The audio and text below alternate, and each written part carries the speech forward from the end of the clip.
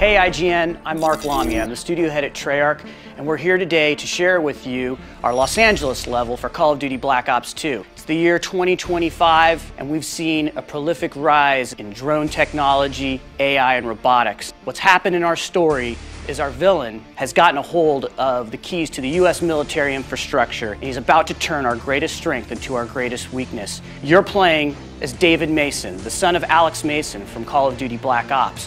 You're here on assignment protecting the president. And this is Call of Duty Black Ops 2.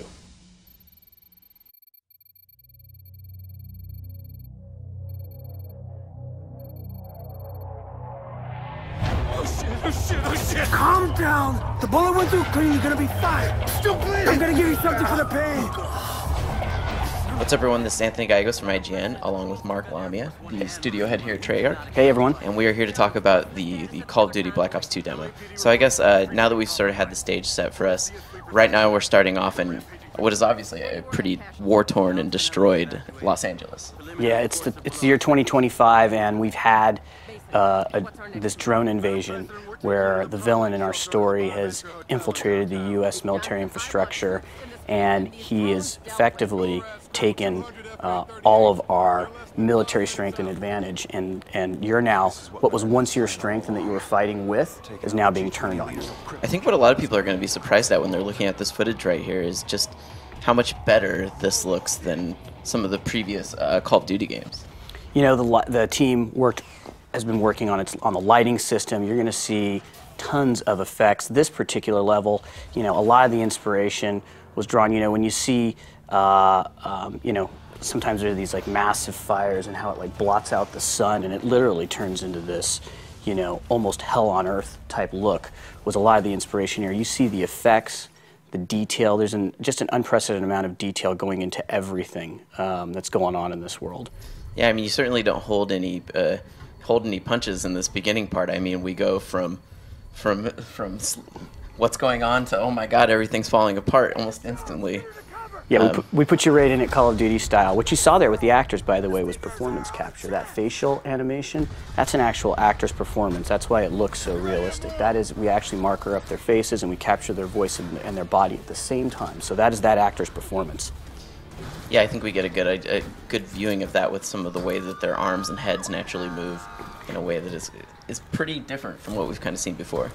Very, very natural movement, and you know, I think, you know, with regards to this entire scene, it was like we just wanted to set the stage when you just see this massive, unbelievable drone invasion, unlike anything you've ever seen, and it's heading for a real city here, obviously. And it's surprisingly plausible too. I mean, as if anyone's been paying attention, our drone forces have only built up over the years, and this is 13 years in the future, where you could imagine that we would have a pretty massive fleet. Yeah, you know, working with our experts, we work with somebody by the name of Peter Singer. He is an expert in this area. He absolutely says, like, in the future, we're going to see this massive, massive proliferation and use of drones in the future. Yeah, and the story too is I mean, it's pretty impressive, the people that you have working on it. Yeah, we always, you know, I think one of the things we try to do whenever we're creating a Call of Duty fiction is have that, like, holy cow, this, you know, there's so much authenticity. Clearly, we're creating character and fiction and story, but we like to set it in this sort of believable, quote-unquote, universe for the player to then immerse themselves into. Not only that, but I know that you guys have actually gotten some pretty, well, at least one legendary writer from LA, from the Hollywood scene, to kind of work with you guys on this, right? Yeah, no, absolutely. We're working with David Goyer, writer on The Dark Knight, and you know, we started working with him actually on the first Black Ops, and towards the end of that game, and he helped us with the script writing and really enjoyed that process. But he's been on this one from the very beginning. He helped us with the concept and the characters, and, you know, come up with who our villain is. I mean, this is the same guy who was the writer for Heath Ledger's Joker. So I mean, he's really helping us come up with some amazing character and amazing story. So obviously this is taking place in the future and you want to have future tech, but I know that you've stressed to me in the past that having technology that feels realistic is implausible is also a big part of what you guys wanted to do with Black Ops 2. Yeah, this is not a sci-fi game. It's 13 years out in the future, but literally every single piece of weaponry that you see, we have to have our own backstory for it. Literally, the technology that you see, think about it when you see it.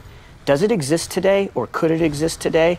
And maybe it's in a larger form factor because processing power hasn't caught up. And if you have to think about technology, think about computers, think about technology, things that start in bigger form factors, how they get into smaller form factors. You can see that with this sniper scope where you have sort of the technology that can see through things. Well, we know that we have that technology right now. You see it in airports all the time. That's right. That's right. You put your hands over your head and it's swirling, around you, and it sees through things.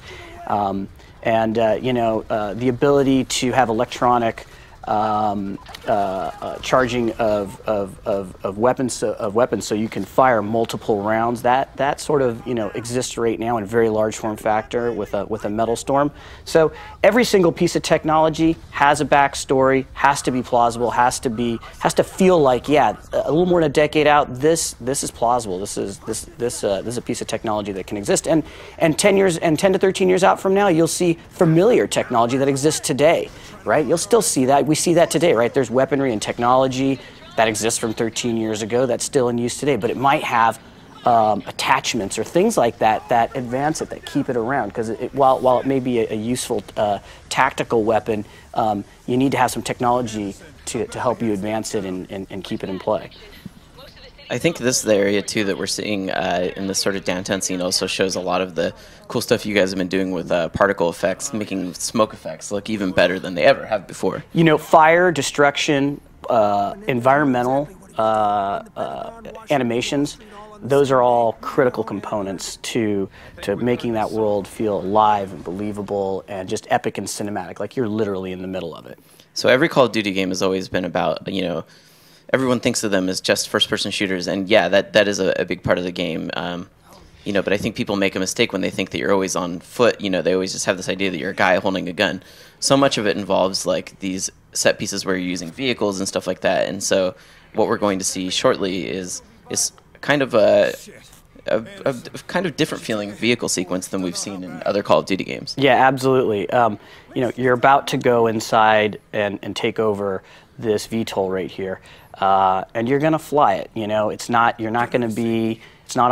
a rail where you're just going to be firing the weapon. You're going to be flying it, and there's actually two different gameplay mechanics we introduced to you in this one vehicle.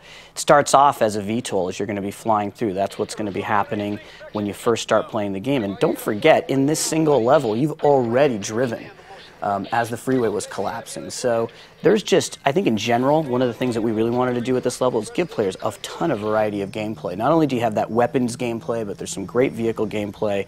There's a lot of new mechanics and a lot of fun for players. So, as you're flying through Los Angeles here, clearly it is undergone a lot of destruction. You can see the particle effects and the lighting and the smoke, and it's just, an incredible amount of detail that's going into this. And you're flying through it, you're protecting the president's vehicles down below, you're firing those cannons, you have really destructive missiles. You'll just see, the whole world is really coming down around you. It's really this sort of, has this, like I said, almost sort of Armageddon-ish type feel where it's like, this is almost the end of the world type look here. You see the enemies, you can take them out. If you're firing rockets or weapons at things in the world, you see things collapse and fall. Whether it's the vehicles or whether it's the structures in the world, they take damage. So it's just this really epic and cinematic piece. And like I said, you're moving through as a VTOL, so it's a vertical takeoff craft. You have a great degree of control over it. You have your two weapons. You have an objective. You need to protect this vehicle.